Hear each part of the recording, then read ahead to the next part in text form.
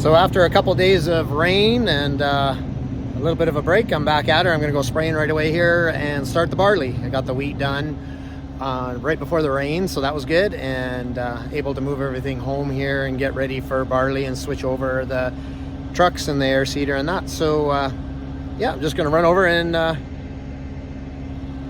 get a little bit of spraying done.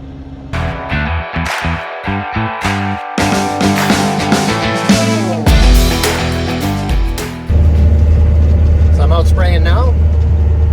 This quarter we call JB's. I rented off my father-in-law Ed, and there's 160 acres here pretty much, and it's a nice back and forth field, so it'll be good. I got about an hour and a half more spraying on here, and then I can go home and get the drill and start seeding. So this is how I get moved out to the field, because a lot of times I don't have help moving, so I have these hitches here so that I can hook onto this little black truck and pull it with my fuel truck that I call Big George, because I got it off of Big George.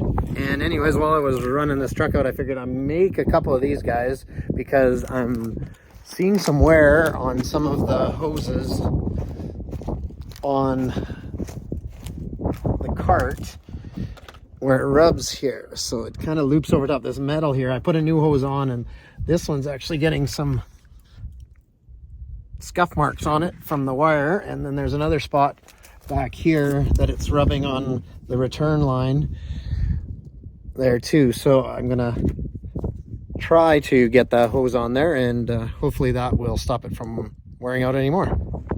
Well, I ended up not being able to get both of them through one, so I had to use both here to protect these big lines that run the fan and also run my auger and help with lowering the manifolds and all that. So I don't want that new hose to get wrecked again. So I guess I'll have to make another one of those guys.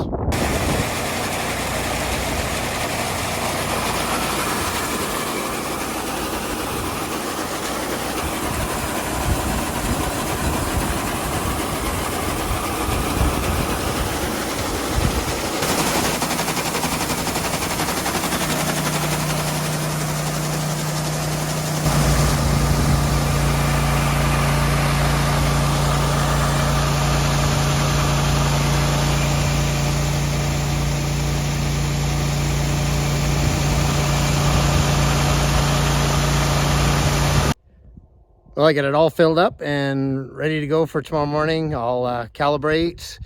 I got the manifolds out of the way so I can calibrate in the morning to make sure the barley is going out at the right amount. I put about 2 bushels to the acre, about 100 pounds. So gonna go home and get a good night's rest, and be back at her right away in the morning and get going on the barley.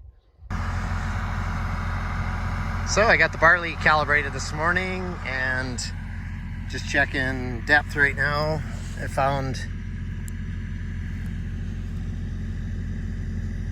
the barley, the fertilizer's right there too. So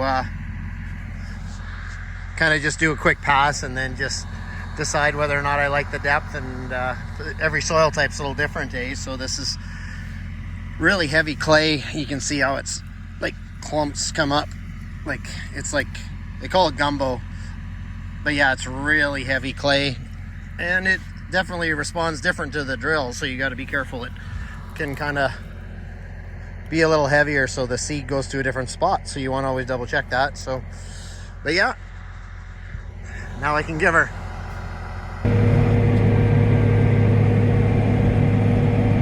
Just farming along the next field here in an A+ direction, and did 0 degrees heading straight north. So just tracking along the neighbor who's seeded obviously with an A+ direction as well, because it's lining right up, which is kind of nice. So don't have to bother trying to watch where they seeded, and nowadays it's pretty hard to tell where it's seeded and where it isn't some days, so depending on the lighting, so it's kind of handy.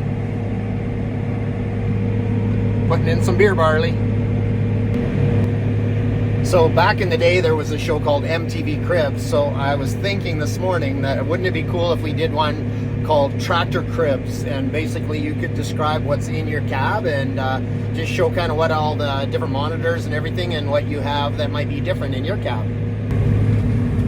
So I'll start out first of all, I got my guidance. It's an Outback Hemisphere. I got a blockage monitor, Agtron, and I got a camera that's on my 2 fertilizer tanks. This guy shows the seed tank. So got my satellite radio.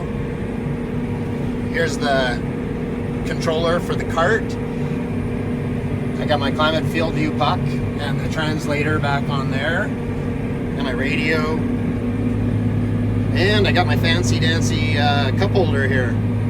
This guy's pretty good because it swivels around and doesn't spill my iced tea, and of course my cooler.